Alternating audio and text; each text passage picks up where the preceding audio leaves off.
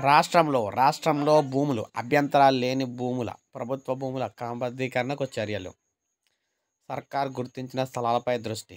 ఉచితంగా క్రమబద్ధీకరించే స్థల విస్తీర్ణము పెంచే అవకాశం. సో మొత్తంగా మీరు చూసుకున్నట్లయితే ఎలాంటి అభ్యంతరాలు లేకపోతే ఆక్రమణలోని ప్రభుత్వ స్థలాలను క్రమబద్ధీకరించాలని ప్రభుత్వం చూస్తుందన్నమాట.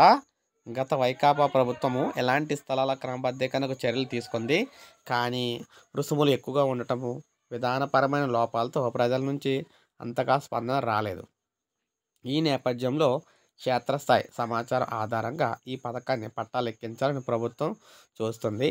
క్రమబద్ధీకరణ రుసుములు తగ్గించడమా, ఎంత మేర తగ్గించాలి, ఫలితంగా రిజిస్ట్రేషన్లు పెరుగుతాయా అన్న కోణాల్లో ఉన్నత స్థాయిలో ఆలోచనలు అయితే చేస్తూ ఉందన్నమాట. ఆక్రమణలో ఉన్న స్థలాలను తప్పనిసరిగా రిజిస్ట్రేషన్ చేయడంపై చర్చలు సాగుతూ ఉన్నాయి. ఫలితంగా క్రమబద్ధీకరించే స్థల విస్తీర్ణం 100 చదరపు గజాల నుంచి 150 చదరపు గజాల వరకు పెంచడంపై కూటమి ప్రభుత్వం ఆలోచిస్తుంది. రానున్న మంత్రివర్గ సమావేశంలో క్రమబద్ధీకరణపై చర్చ జరిగే అవకాశం అయితే ఉంది. దీనిపై అధికారిక నిర్ణయం తీసుకునే అవకాశం ఉన్నట్లుగా తెలుస్తుంది అనమాట. కొత్తగా దరఖాస్తు స్వీకరణ తేదీలు కూడా వెలువడనున్నాయి. రూపాయి పేరుతో వైకాపా సర్కారు టోకర్ అయితే వేసిందనమాట.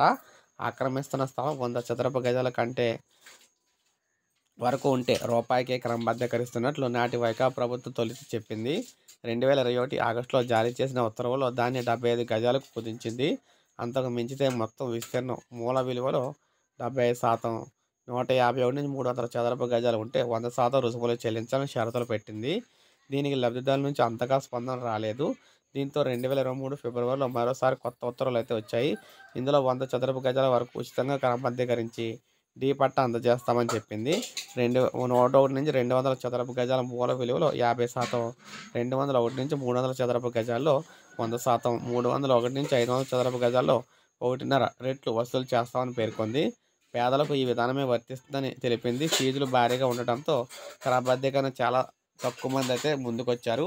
ఇప్పుడు మళ్ళీ క్రమబద్ధీకరణకు సంబంధించి దరఖాస్తులు తీసుకోబోతున్నారు. అదేవిధంగా డబ్బులు అయితే తగ్గించబోతున్నారు అన్నమాట. ఇది గుడ్ న్యూస్ అని చెప్పుకోవచ్చు ఏపీలోని. సో ఇది మనకు అప్డేట్. ఒక లైక్ చేయండి, సబ్స్క్రైబ్ చేసుకోండి. మన ఛానల్ సబ్స్క్రైబ్ చేసుకోండి.